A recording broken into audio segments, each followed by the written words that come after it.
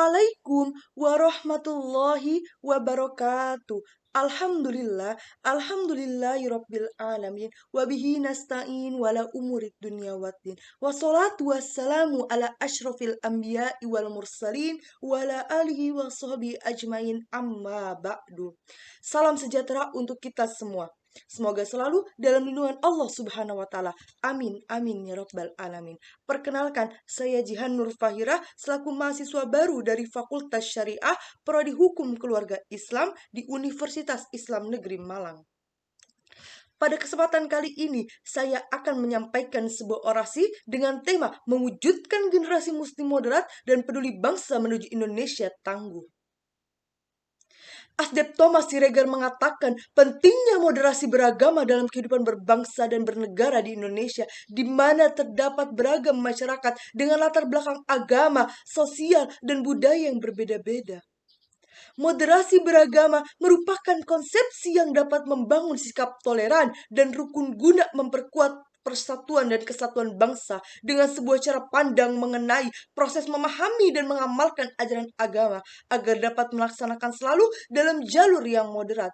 Moderat di sini dalam arti tidak berlebih-lebihan ataupun ekstrim.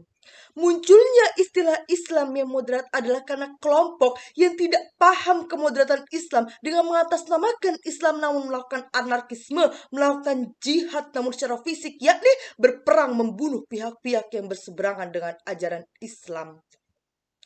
Dan ketika disebut Islam radikal, bukan berarti ajaran Islam yang radikal atau ajaran Islam yang mengandung ideologi ekstrim dan teror, melainkan pemeluknya lah yang melakukan radikal itu sendiri.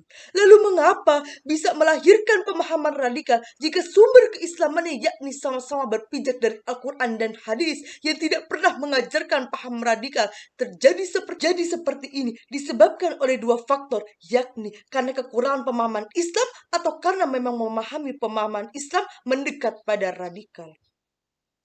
Hal ini sebagaimana yang kita rasakan pada negeri ini, bagaimana simpatisan gejala dan gerakan radikal ini semakin eksis, semakin memuncak karena mereka mendapatkan tempat.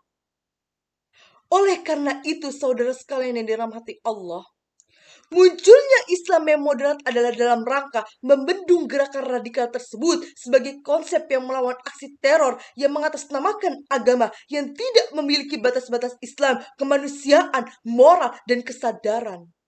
Munculnya istilah Islam yang moderat bukan berarti merestui munculnya istilah Islam radikal.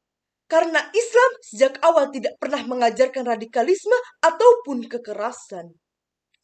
Moderasi dalam beragama dapat terlihat melalui 4 indikator, di antaranya komitmen kebangsaan yang kuat, sikap toleran terhadap sesama, memiliki proses menolak tindakan kekerasan baik secara fisik maupun verbal, serta menghargai tradisi dan budaya lokal masyarakat Indonesia yang sangat beragam. Seorang muslim dikatakan moderat jika mereka memiliki beberapa ciri, yakni memiliki kemampuan yang benar dan mampu melaksanakan rukun Islam, menjunjung tinggi akhlak mulia, identitas dan integritas sebagai seorang muslim, dan mengutamakan perbaikan dan kemajuan demi kemaslahatan umum.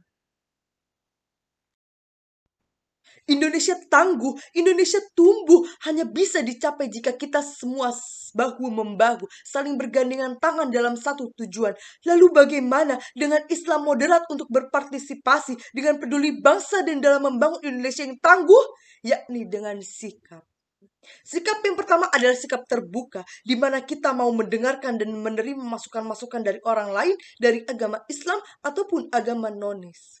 Yang kedua adalah berpikir rasional dengan kemampuan untuk mempertimbangkan aspek dan menganalisis informasi yang berhubungan dengan suatu kejadian baik yang berupa fakta, opini, maupun data. Yang ketiga adalah rendah hati, tidak memandang dirinya lebih dari orang lain.